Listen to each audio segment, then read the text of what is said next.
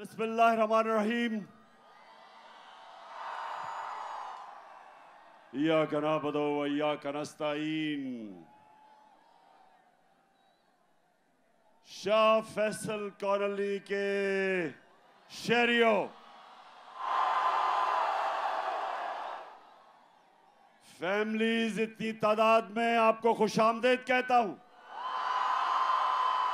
और मेरे नौजवान, मैं इस शानदार इस्तकबाल का फिर से शुक्रिया अदा करता हूं।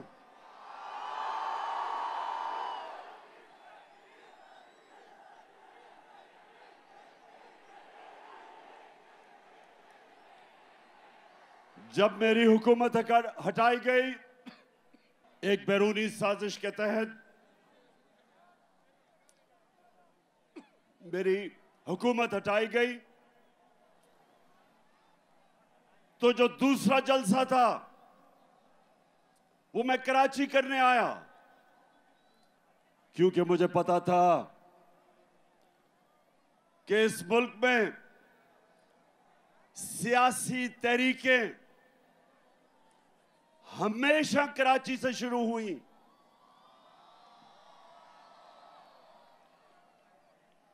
कराची के लोग शऊर रखने वाले लोग हैं, सियासत को समझने वाले लोग हैं, और इसलिए मैं आपके पास तब आया। और मुझे अभी भी याद है कि मज़ार कायद पे जिस तरह मेरी कराची की आवाम निकली और मेरी हौसला अफजाई की, मैं उसका भी आज शुक्रिया अदा करना चाहता हूं आपका। अब 2 बाय इलेक्शन है इतवार को। 2 बाय इलेक्शन हो रहे हैं इतवार को, मलीर में और कुरंगी में। तो मैं आज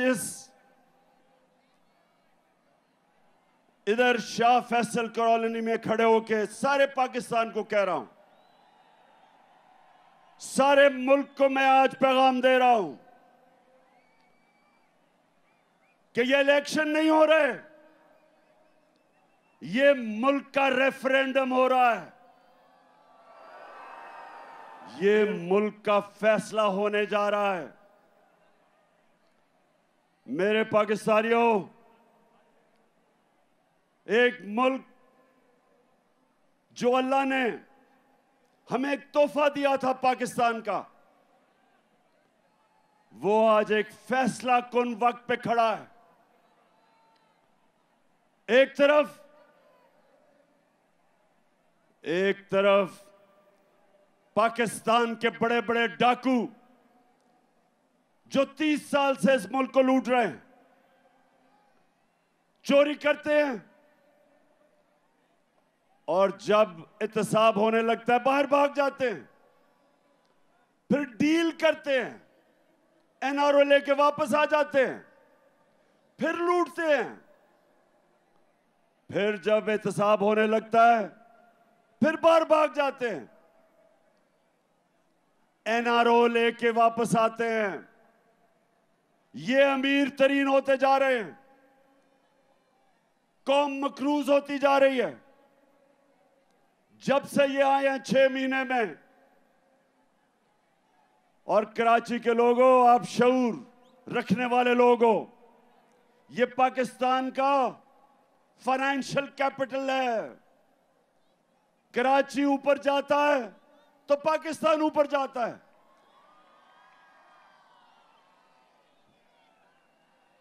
और जब कराची की तबीयत खराब होती है तो मुल्क की तबीयत खराब हो जाती है। ये पाकिस्तान का फाइनेंस का इंजन है, ये आगे लेके चलता है और मुल्क आगे जाता है। तो कराची, आप सब जानते हैं कि जब से ये आए हैं चोर, एक साजिश के तहत बैरूनी साजिश के तहत। और जब से ये मुल्क के ऊपर मुसल्लत किए गए, महंगाई के सारे रिकॉर्ड टूट गए। 50 साल में मुल्क की सबसे ज्यादा महंगाई। यहां फैमिलीज बैठी हैं, जब बिजली के बिल आते हैं तो आप सब जानते हैं कि कभी इस मुल्क के अंदर इतनी महंगी बिजली, और खास तौर पे जो तनख्वाहदार तबका है, बिजली अभी गैस बढ़ने वाली है, लोड शेडिंग,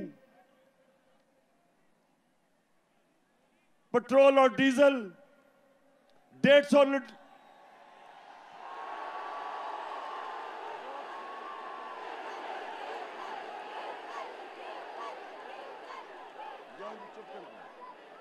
जब हम छोड़ के गए थे 6 महीने पहले, तकरीबन 150 रुपए का 1 लीटर पेट्रोल और 150 रुपए का डीजल।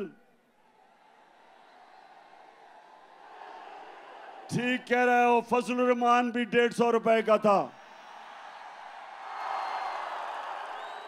और उसके बाद एक एक चीज महंगी। आटा 55 रुपए किलो पे छोड़ के गए थे, आज 100 रुपए से ऊपर है। तो क्या मुल्क में क़यामत आई कि महंगाई आसमानों पे, बेरोजगारी बढ़ रही। आज मैं फिर से कहता हूं, तनख्वाहदार तबकों के लिए, उनके पास तनख्वाहें नहीं बिल देने के लिए, और जबकि कौम गरीब हो रही, कौम मुश्किल में मकरूज, रुपया 30% रुपया गिरा है। मेरे कराची के लोगों, जब रुपया 30% गिरता है डॉलर के मुकाबले में, तो आप ये समझें कि अगर आप बैंक में आपका 100 रुपया पड़ा था, उसकी सिर्फ 70 रुपया रह जाता है। और ये जिनके बाहर अरबों डॉलर बाहर पड़े हैं, इनकी दौलत में इजाफा हो जाता है, क्योंकि डॉलर ऊपर चला जाता है। ये 30% ऊपर, मुल्क 30% नीचे। तो सवाल ये है कि जिन लोगों ने इनको हमारे ऊपर मुसल्लत किया, आज सारी कौम सवाल पूछ रही है कि जो आपने साजिश करके इन चोरों को हमारे ऊपर बिठाया, तारीख, इस मुल्क की तारीख आपको नहीं भूलेगी। ये कौम आपको नहीं भूलेगी जो आपने जुल्म किया इस कौम के साथ। दुश्मन भी ना करे, दुश्मन भी वो नुकसान नहीं पहुंचा सकता था पाकिस्तान का, जो इन चोरों को हमारे ऊपर मुसल्लत करके नुकसान पहुंचाया। तो ये रेफरेंडम है, परसों जो इलेक्शन है, 8 जगह मैं इलेक्शन इसलिए लड़ रहा हूं कि मैं अपनी कौम को बताना चाहता हूं कि हमने फैसला करना है। क्या हमने भेड़ बकरियों की तरह इनकी गुलामी करनी है, चोरों की,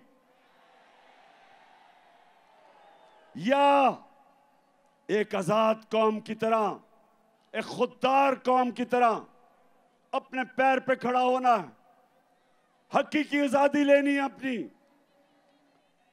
क्योंकि मेरे पाकिस्तानियों, सिर्फ आजाद इंसानों की परवाज ऊपर होती है। मैं वो पाकिस्तानी हूं, अल्लाह ने मेरे से बेहतर टैलेंटेड खिलाड़ी थे क्रिकेट में, मेरे से ज्यादा पैसे वाले लोग थे जो मेरे से ज्यादा अस्पताल बना सकते थे। पॉलिटिक्स में मेरे से ऐसे लोग थे जिनकी खानदान पॉलिटिक्स में थे, मेरा तो कोई खानदान पॉलिटिक्स में नहीं था। लेकिन मेरे पाकिस्तानी, अल्लाह ने कामयाबी मुझे इसलिए दी क्योंकि मैं एक आजाद इंसान हूं, मैं आजाद हूं, मैंने किसी की गुलामी नहीं की। मैं ला इलाहा इल्लल्लाह, नहीं है कोई खुदा अल्लाह के सिवा, ये इंसान को आजाद करता है। और मेरे पाकिस्तानियों, खास तौर पे मैं अपने नौजवानों को यह बताना चाहता हूं कि सिर्फ आजाद जहन, आजाद इंसान, आजाद मुल्क, सिर्फ उनकी परवाज ऊपर होती है। गुलाम तो अच्छी गुलामी कर सकते हैं, गुलाम तो वो बन सकते हैं जो इस वक्त मुल्क का क्राइम मिनिस्टर है, जिसको चेरी ब्लॉसम कहता हूं। अच्छा, जरा ये देख लें, कभी किसी मुल्क का प्राइम मिनिस्टर ऐसी बातें करता, जरा ये देखें पहले।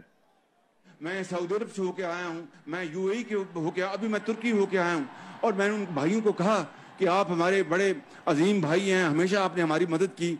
और मैंने यही कहा, जब मैं आया हूँ तो आप समझेंगे शायद ये मांगने, शायद ये मांगने आया है, मैं मांगने नहीं आया, लेकिन मजबूरी है।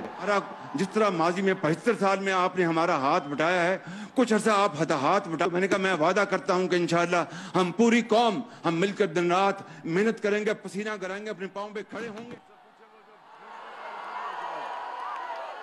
अच्छा सुनो, अब सुनो पाकिस्तानियों, ये जरा बड़ी गौर से मेरी बात सुनो। जब आपका प्राइम मिनिस्टर भिखारियों की तरह दूसरों से पैसे मांगता है, और जो दूसरे, याद रखें जिन मुल्कों से ये पैसे मांगते हैं, जब मैं प्राइम मिनिस्टर था तो जब भी दूसरे मुल्क का मिनिस्टर या प्राइम मिनिस्टर मुझे मिलने आता था तो पहले फॉरेन ऑफिस मुझे पूरा उसका शजरा बता देता था कि ये पढ़ा किधर, इसने मेरे से मिलने से, प्राइम मिनिस्टर से पहले क्या नौकरी करता था, क्या ये ईमानदार है, करप्ट है, सारा कुछ मुझे पता होता था उससे मिलने से पहले। तो जब ये शहबाज शरीफ, जब ये दुनिया में पैसे मांगने जाता है तो याद रखें, उनको सब पता होता है कि इसके और इसके भाई के अरबों डॉलर मुल्क से बाहर पड़े हैं, चोरी का पैसा, सबको पता होता है। तो जब अपना पैसा मुल्क से बाहर ले जाओ चोरी करके और दूसरों को कहो पाकिस्तान में पैसा दो, लोग आपको हकारत की नजर से देखते हैं, लोग आपको जलील करते हैं। और जब मुल्क का प्राइम मिनिस्टर जलील होता है तो सारी कौम को शर्मिंदा करवाता है। मैं जो आपको कह रहा हूं, ये रेफरेंडम है आज, या इन चोरों के नीचे, और इन्होंने अपने बच्चे तैयार किए हुए हैं, फिटे हुए बच्चे, चोरी के पैसे पे पले हुए बच्चे, या वो, और या एक खुददार कौम जो एक अजीम नारे पे खड़ी हुई थी। अल्लाह से हमने खड़े होकर हमने वादा किया था कि अल्लाह तेरे सिवा कोई खुदा नहीं है, हम किसी के सामने नहीं झुकेंगे, हम एक खुददार कौम है। और ला इलाहा इल्लल्लाह इंसान को गैरत देता है, और जो कौमें ऊपर जाती हैं वो गैरतमंद होती हैं, वो मिलके कुर्बानियां देती हैं, वो भिखारियों की तरह भीख नहीं मांगती। अब जरा ये देखें, ये मैं जरा दिखाने लगा हूं कि अभी शहबाज शरीफ अमेरिका गया और ये इंटरव्यू दे रहा है, कहता है उस एंकर को प्लीज हेल्प अस, और वो टीवी एंकर है शहबाज शरीफ, गोरा रंग देख के सबके सामने हाथ फैला लेते हो। अब वो तो टीवी एंकर है, उसे कहता है प्लीज हेल्प अस, और वो किधर से पैसे दे तुम्हें? लेकिन जब अच्छा, एक और मैं आपको दिखाता हूं, क्योंकि कराची जरा आप एंजॉय भी करें ना। थैंक यू वेरी मच एक मिनट। अच्छा, अब ये सुन ले, वो कराची जरा सुनो। यूनाइटेड नेशंस का सेक्रेटरी जनरल पाकिस्तान आता है, सलाब आए हुए होते हैं, वो खुद देखने आता है कि मैं कैसे पाकिस्तान की मदद कर सकूं। कराची, अब मैं तर्जुमा बताता हूं इसने क्या कहा है उसे। वो बेचारा और बड़ा ही अच्छा आदमी है, एंटोनियो गुटरेस, जो सेक्रेटरी जनरल है यूनाइटेड नेशंस का। वो आता है पाकिस्तान से हमदर्दी दिखाने। पहले तो ये उसका बाजू पकड़ लेता है, उसके बाद उसे कहता है ये जरा सुनो, और ये थोड़ी हमारे सब के लिए, मैं पाकिस्तानी होते हुए हम सब के लिए शर्मिंदगी है। उसे पता है क्या कहता है? उसे कहता है जो भी पैसा आप हमें देंगे, मैं आपसे वादा करता हूं वो हम चोरी नहीं करेंगे, हम ईमानदारी से खर्च करेंगे। अच्छा, ये जरा एक और आप देखें, हमारा प्राइम मिनिस्टर ये शहबाज शरीफ जाता है वो सदर पुतिन से मिलने, रूस वाले से। जरा आप ये जरा देखें कि उसके सामने ये जब मिलने जाता है तो क्या होता है। अब ये क्या आप देख रहे थे? अब आपको मतलब समझ आ गया कि कांपे टांगती कैसे हैं। पुतिन के सामने ऐसे बैठा है जैसे हेडमास्टर के सामने बेचारा स्कूल का बच्चा बैठा हुआ है। और ये होता है पाकिस्तानियों, जब एक बैरून मुल्क के साजिश के तहत एक आदमी को, जिसको सजा होनी थी, इसको और इसके बेटे को FIA केस के अंदर 16 अरब रुपए की जो चोरी पकड़ी गई थी, इसको सजा होनी थी, बजाय सजा होने के बचाया गया इसे और इसको ऊपर बैठा दिया।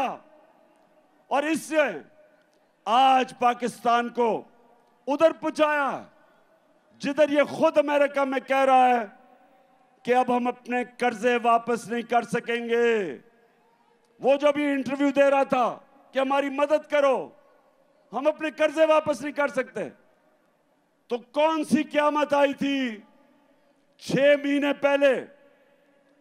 ये पाकिस्तान की जो हर साल शाया होती है, इकोनॉमिक सर्वे ऑफ पाकिस्तान, जो इन्होंने, इस हुकूमत ने शाया की।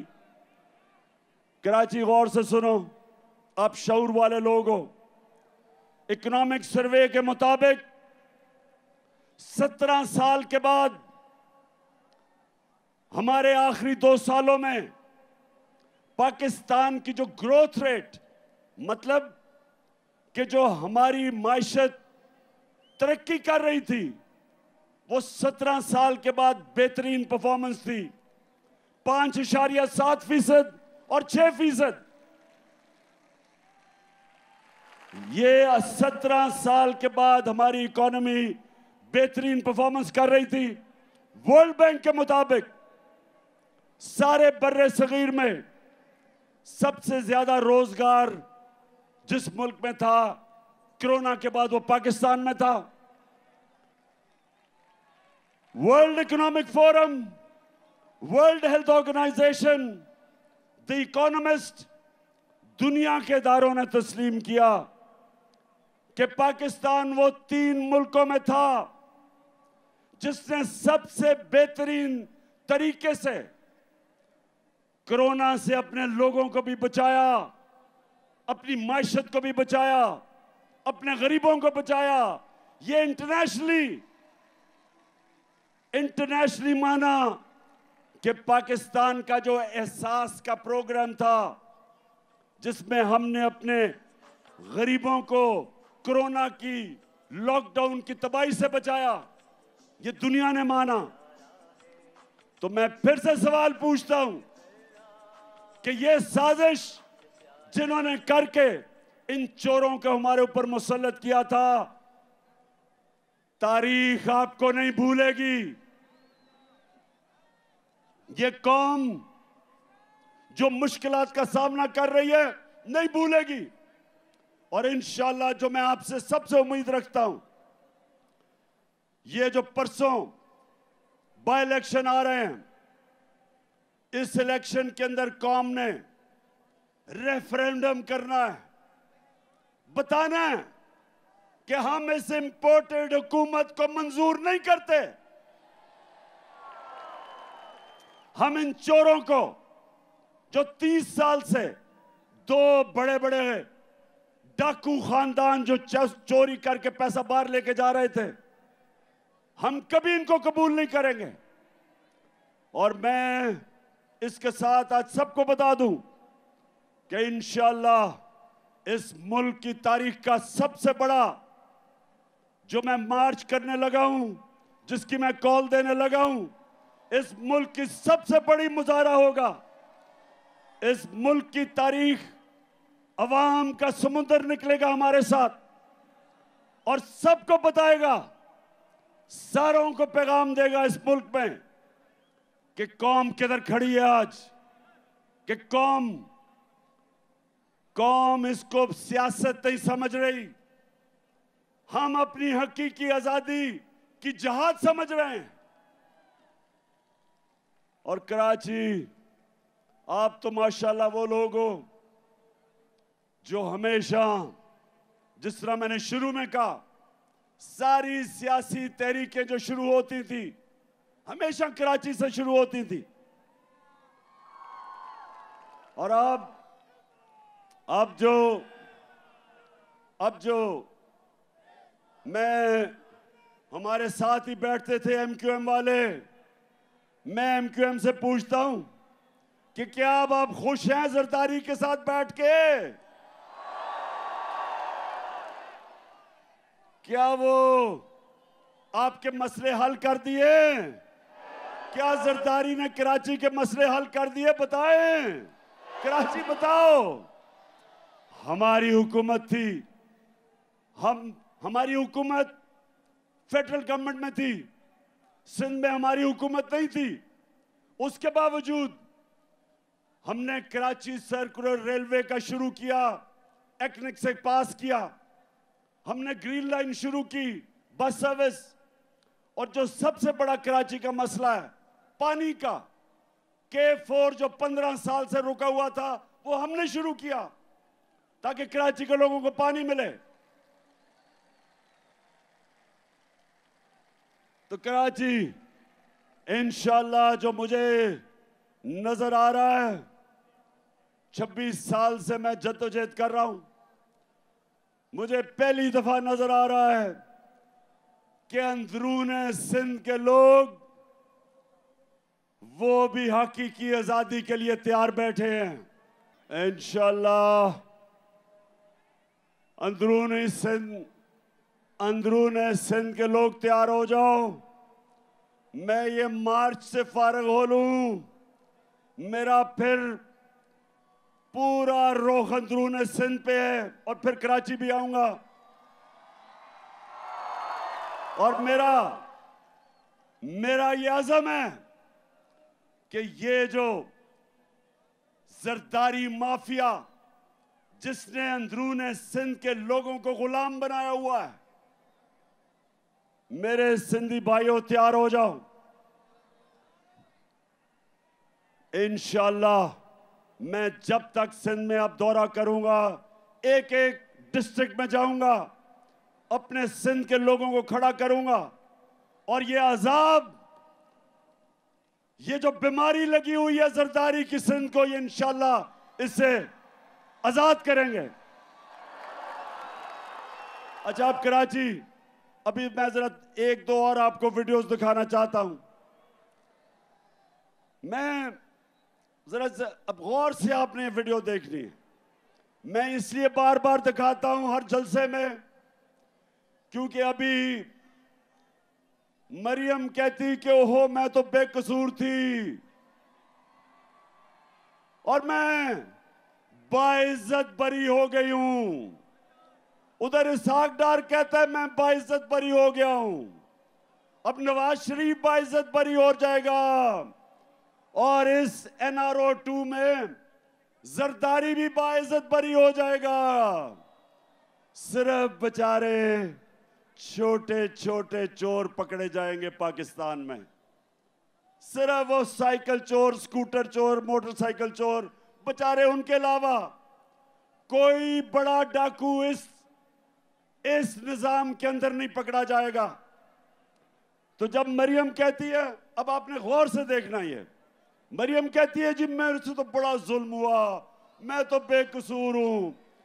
देखे ना ये इमरान खान कितना जालिम आदमी है। मरियम बीबी सारी कौम से झूठ ना बोले। आपके जब हमने पूछा आपसे आज से 10 साल पहले कि 4 बड़े बड़े महलात लंदन के सबसे महंगे इलाके में, मेफेयर में, मेफेयर जो है सबसे महंगा इलाका है लंदन का, उधर 4 बड़े बड़े महलात इन्होंने खरीदे हुए थे। तो जब मैंने इससे पूछा कि बताओ कि ये महलात किधर से आए, कौन से पैसे से आए, ये कब था? ये था 2014 में। बेचारी मरियम को नहीं पता था कि अल्लाह अल-हक है और वो सच सामने ले आता है। 2 साल के बाद एक इंटरनेशनल इंकशाफ हुआ, पैनामा पेपर्स। पैनामा में जो इन्होंने ऑफशोर कंपनीज लेके बड़े बड़े दुनिया के वजीरों ने, प्राइम मिनिस्टर ने छुपाए हुए थे अपने असासे, उसे नहीं पता था कि वो इंकशाफ हो जाएगा और वो एकदम इनका नाम आ जाएगा कि जी मरियम के नाम पे वो 4 बड़े बड़े महलात हैं। तो पहले कहती कि लंदन तो छोड़ो, पाकिस्तान में भी कोई प्रॉपर्टी नहीं है। अब जब इंकशाफ होता है तो मरियम का भाई हुसैन शरीफ क्या कहता है, सुन लिया सबने? कहती कोई प्रॉपर्टी नहीं है। भाई जब पकड़े गए तो उन्होंने कहा जनाब ये तो मेरी बहन मालिक है इन 4 बड़े बड़े फ्लैट्स की। तो जब ये पता चला कराची, फिर क्या हुआ? अब मरियम ने देखा कि अगर मरियम के पास तो पैसा ही नहीं था लेने के लिए, तो वो क्या कहती? अब वो अगर बाप का नाम लेती तो बाप के पास तो खुद उसने पैसा नहीं दिखाया, इसका मतलब चोरी का पैसा था। तो मरियम को बड़ा एक जबरदस्त आइडिया आया। उसने कहा हमारा दादा बहुत पैसे वाले था, अरबोपति था हमारा दादा। अब दादे से कौन पूछेगा, वो तो दूसरी दुनिया में जा चुका था। तो ये सुने जरा मरियम क्या कहती है। हसन हुसैन के पास आज जो भी है वो एक अरबपति दादा के पोते हैं। उस अरबपति दादा के पोते हैं जो 1960s और 70s में पाकिस्तान का अमीर तरीन इंसान था। ये जो एसेट्स हैं, ये जो बिजनेस के लिए पैसा है, ये सारा दादा से डायरेक्टली बच्चों को ट्रांसफर हुआ। समझ गए? डायरेक्टली दादा ने बच्चों को पैसा दे दिया। दादा अरबपति था। अब कराची, अब दादा तो दुनिया में नहीं था, लेकिन वो दादा शहबाज शरीफ का बाप था। मरियम का दादा शहबाज शरीफ का बाप था। अब शहबाज शरीफ अपने बाप के मुतल्लिक क्या कह रहा है, ये सुने। मेरे खानदान को 22 खानदानों में शुमार नहीं होता था। मुझे इसके ऊपर बाइस फख्र है कि मेरे वालिद का ताल्लुक एक गरीब किसान के घराने से था, हिंदुस्तान से। वो तो कराची अल्लाह अल-हक है, ये याद रखना। उसका वादा है कि सच सामने आएगा। और अब जो मैं आप सबको आज कराची आया खास तौर पे कि मैं आप सबकी कुरंगी और मलीर खास तौर पे जिधर इलेक्शंस हैं, मैं आप सबकी ड्यूटी लगाने आया हूं। देखें, ये फैसला होने लगा आपके मुस्तकबिल का। एक तरफ ये चोर हैं जो यहां से चोरी करके पैसा बाहर मुल्क को लूटने आते हैं, एनआरओ लेते हैं और फिर बाहर चले जाते हैं। और दूसरी तरफ ये वक्त आ गया कि हम सब हक के लिए खड़े हों, अमर बिल मारूफ के लिए खड़े हों, जो शुरू में आयत पड़ी थी। अल्लाह का हुक्म है, अल्लाह का सबको हुक्म है कि अच्छाई हक के साथ खड़े हो और बुराई के खिलाफ खड़े हो। अल्लाह ने हमें किसी को इजाजत नहीं दी न्यूट्रल रहने की। उसने हमें सबको कहा कि अच्छाई के साथ खड़े हो, इन चोरों के साथ ना खड़े हो। ये इलेक्शन रेफरेंडम है और मैं अपनी सारी कौम को कह रहा हूं कि निकलना है। इसको आपने अपना इलेक्शन नहीं, एक जहाद समझनी है इन चोरों के खिलाफ। और मैं सबसे आपसे उम्मीद रखता हूं कि आपने अपनी पूरी कोशिश करनी है, क्योंकि ये इमरान खान अकेले ने ठेका नहीं लिया हुआ करप्शन के खिलाफ जंग लड़ने का, ये आपका भी है जिम्मेदारी। मैं सिर्फ आखिर में आपको एक बात कहना चाहता हूं, अल्लाह ने हमें अपनी सबसे अजीम मखलूक बनाया, अशरफुल मखलूकात। फरिश्तों को हुक्म दिया कि इंसान के सामने झुको, और जब शैतान ने कहा कि मैं आग का बना हुआ हूं, ये तो मिट्टी का बना हुआ है, मैं नहीं झुकता, तो अल्लाह ने कहा कि तुम्हें भी नहीं पता कि इंसान में मैंने क्या सलाहियतें दी हैं, क्या पावर दी है। मेरे पाकिस्तानियों, अपनी सलाहियतें पहचानो, अपनी ताकत पहचानो। आपका मुस्तकबिल इन चोरों के नीचे नहीं है। आपका मुस्तकबिल इन चोरों के नीचे सिर्फ उसके सामने जिल्लत है। आपका जो अजीम मकसद, अजीम नारे पे पाकिस्तान बना था, अजीम लीडर था कायदे आजम मोहम्मद अली जिन्ना, अजीम नजरियाती लीडर इलामा इकबाल थे। हमारा वो मुल्क होना था जो आज सारी मुसलमान दुनिया के सामने हमने एक मिसाल बननी थी। हम कभी भी नहीं बन सकते अगर ये चोर हमारे ऊपर बैठे रहें, जो अपने आप को भी जलील करते हैं, जिनमें गैरत नहीं है और सारी कौम को शर्मिंदा करवाते हैं। इसलिए मैं 6 महीने सारे मुल्क में फिर रहा हूं अपनी कौम को तैयार करने के लिए कि ये बाय इलेक्शन तो परसों है। मैं आपको कॉल देने लगा हूं और आपने सबने निकलना है अपने लिए, अपने बच्चों के लिए, अपने मुल्क के मुस्तकबिल के लिए। ये एक अजीम मुल्क है, सब कुछ दिया अल्लाह ने। तो अब आखिर में सब हाथ उठा के आपने मेरे साथ हल्फ ले लेना है, सबने मेरे साथ हल्फ लेना है। मैं यहां से पढ़ूंगा, आपने बावाज़ बुलंद रिपीट करना है। टीवी पे जो लोग हमें देख रहे हैं वो भी हमारे साथ शरीक हो जाएं। बिस्मिल्लाहिर्रहमानिर्रहीम। हम हल्फ उठाते हैं कि हम पाकिस्तान के आइन की हमेशा पासदारी करेंगे।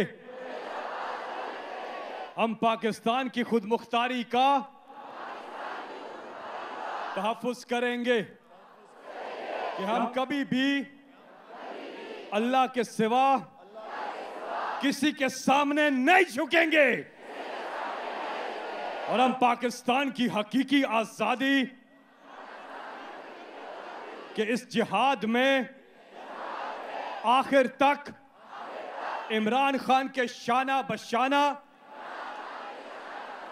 जदोजहद करेंगे। और हर किस्म की कुर्बानी के लिए तैयार रहेंगे। अल्लाह हम सबका हामी और नासिर हो। आमीन। कराची, आपका दिल से शुक्रिया अदा करता हूं। बहुत बहुत शुक्रिया। पाकिस्तान जिंदाबाद।